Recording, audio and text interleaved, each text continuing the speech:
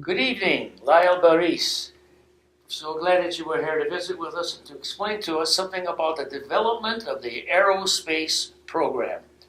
A lot of us know a lot about it. Much of what we know, we think we know. It's from TV shows and dramatic presentations and movies. I'm sure it's more hard work and not as glamorous as some of the things we've seen. So Lyle, I'm glad you're here with us today. Could you please then explain and define your work to a layperson who is not into physics and engineering? Well, a career in aerospace that goes over 40 years covers an awful lot of projects, so it's not just one incident. The areas that I specialized in the most were the environment around a spacecraft, and how do you understand the environment you take with you up into orbit. Most people don't realize, but there's weather in space, and it was my group's job to define what that environment was and what effect that would have on the satellite and the system. If you take a look at, say, the Hubble Space Telescope that everyone is familiar with, I think, it takes spectacular photographs of far away nebulae and constellations. If you just put a small amount of contamination on the optics of that system, you'll lose all the data that you put that satellite in orbit for. So our tasks revolved around defining that environment, selecting the right materials for the satellite that wouldn't cause this contamination, and ways to mitigate it if you actually have problems when you're on orbit. We did that by conducting rigorous ground tests in vacuum chambers to try to determine how a material acts in vacuum in space. Think of your windshield in a new car. That seal around the windshield will outgas for sometimes days, months, and years, and that fogs your entire window. So you put that satellite in orbit with that kind of material, and pretty soon you're looking through that film and you're losing the data you're actually up there to try to obtain. So we developed analytical tools to predict this environment, our own weather forecasts in space.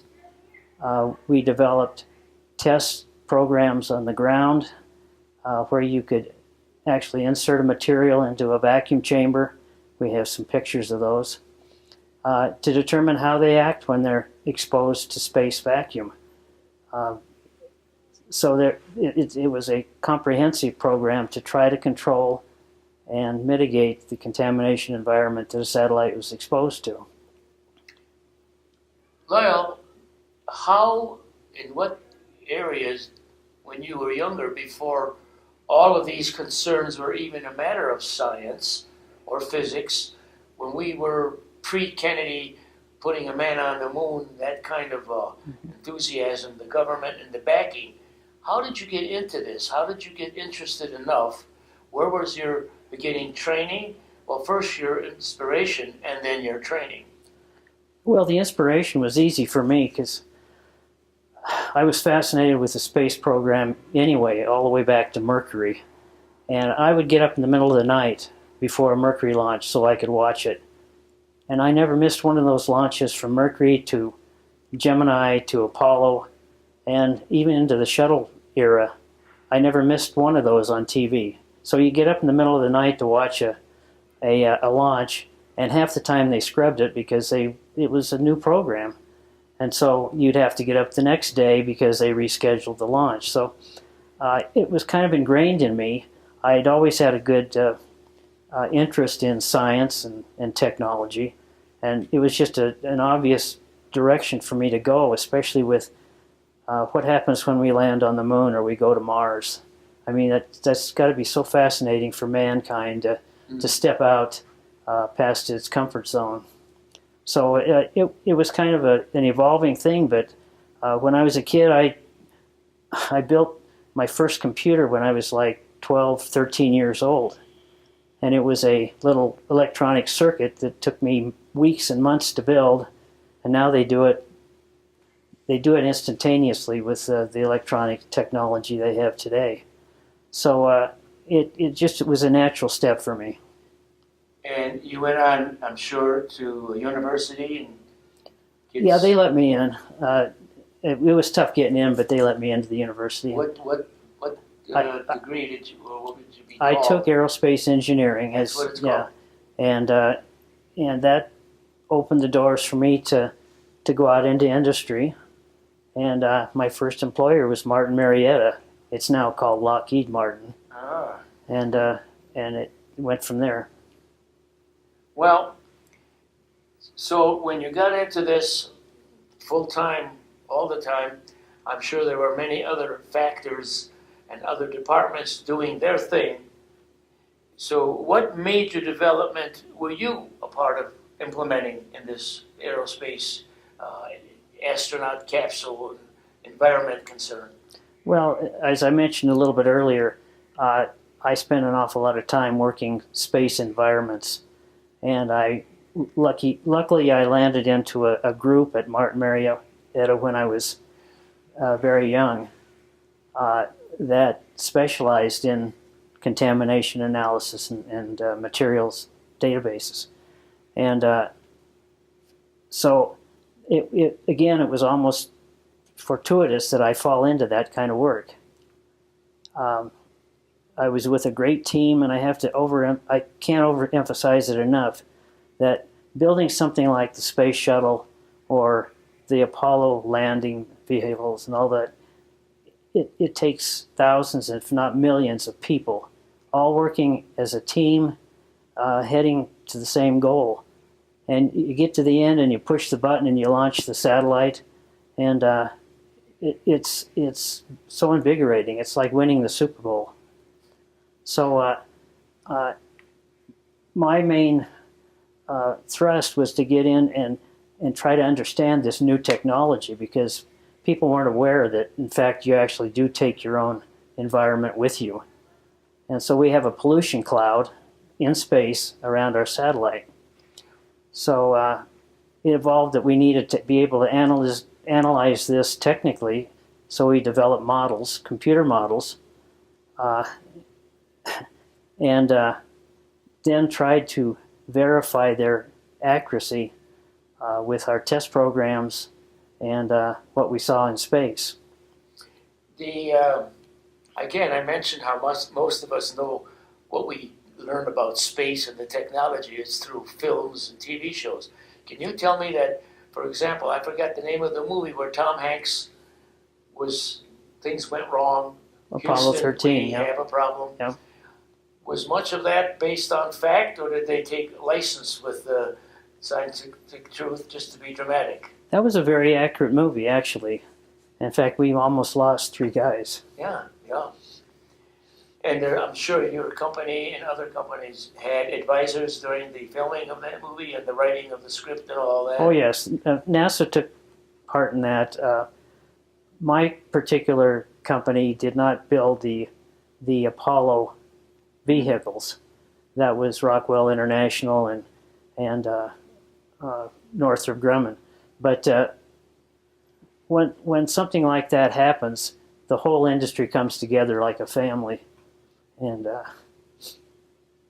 I think people our age remember that because it was on the news every minute. It was almost like CNN.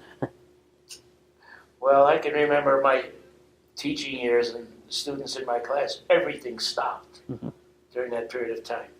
Well, important question here now is, can you review what impact the work you've done and your team and all the teams around, what impact has that on today's society?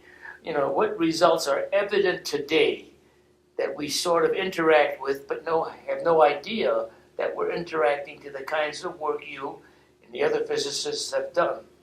How is that impacting, and can you maybe predict how it might continue to evolve in the future? Well, to answer that part of the question, it will evolve, and it'll evolve at the speed of light. I mean, we're in a technology advancing society right now, and everybody's walking around with a computer in their hands. It's more powerful than the ones we used in doing our major modeling studies. Yeah. But several things in my career that I think affect society today is we were deeply involved in what they call the Ethernet. Now they call it the Internet. And Al Gore didn't invent the Internet. But that was a test program that the military was working on. And it evolved through the space program, and they drew upon the technical expertise in the space program. Another interesting area that I think you can relate to is this little company in California invented a computer. They called it an Apple IIe desktop computer. It was so weak and such a poor computer. They improved on it, and they came out with an updated computer. They called it the Apple Lisa, and it was the first computer anywhere that had a mouse. And my group was tasked with a couple other groups in the country to be the beta test sites for this Lisa computer. It was tremendous. I mean, you could actually move the mouse around. You could do graphics on the screen, and it evolved into the Macintosh. And so people today now, what the old Macintosh, that little box on your desk, was one of the first desktop computers ever done. And so we evaluated this Lisa computer for I think it was about 6 months, and we critiqued it and sent the information back to Apple how they could improve it. Wow. And so there's a little bit there that may affect everybody in this room. Do you feel there's quite a bit, not only of public interest, but public support for the continuing research that you and your company has done? I hope so. There seemed to be a lack of support during the last administration. There was just no funding there to get the task done and to advance the technology. I would hope that someday we'll stop using Russian rockets to get us to space.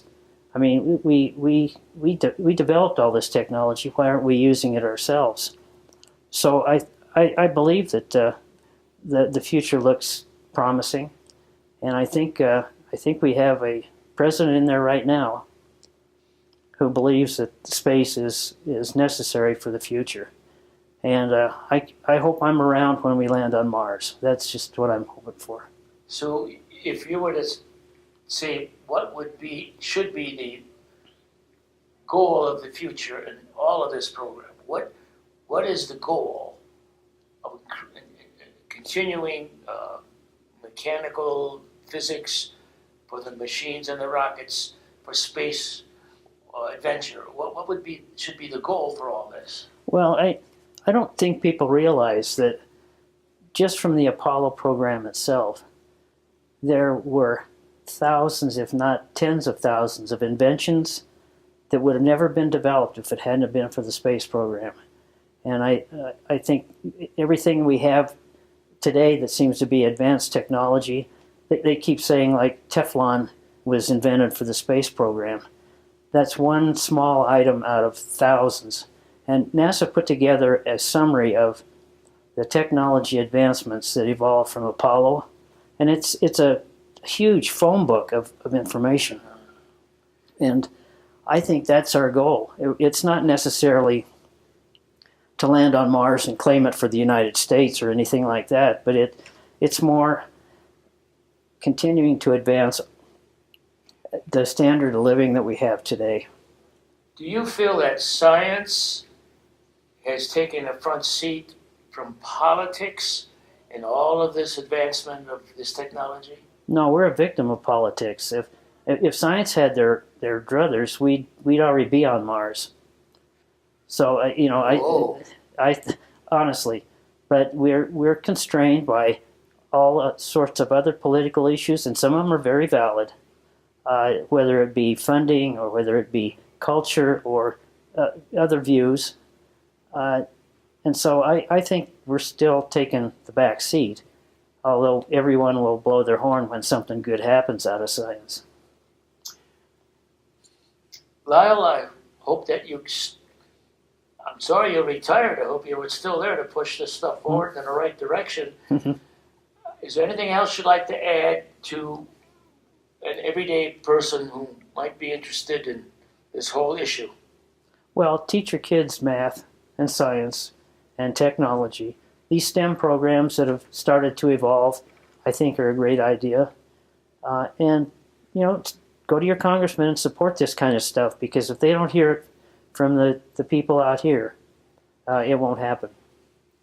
The only connection I have with advanced technology is my 10-year-old granddaughter, who knows it all already, and has made presentations that I had to ask questions of. Well, encourage her, I want to thank you so much for your time. You really helped me understand certain facets of what your work was all about and what we as citizens should focus on. And I think the problem with politics getting in the way of technology is something that is worldwide. Really it is.